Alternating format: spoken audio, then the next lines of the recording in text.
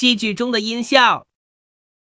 和灯光一样，音效也被用在戏剧中，来改变故事或场景的情绪。先听听这个音效，它给你带来怎么样的感觉？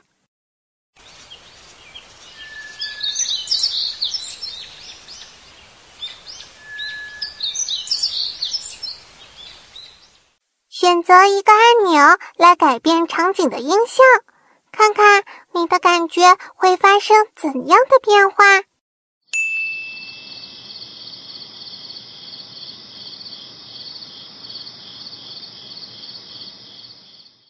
你觉得在这种音效的烘托下会发生什么样的故事呢？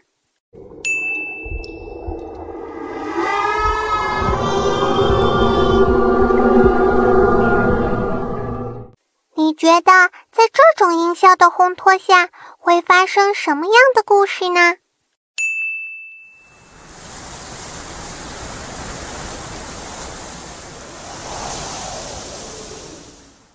你觉得在这种音效的烘托下会发生什么样的故事呢？你认为音效是怎么做出来的呢？说说看你的想法。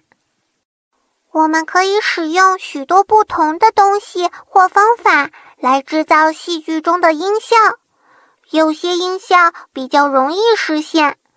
你能听出这是什么声音吗？现在轮到你们了，配合画面的节奏，制造不同的敲门音效。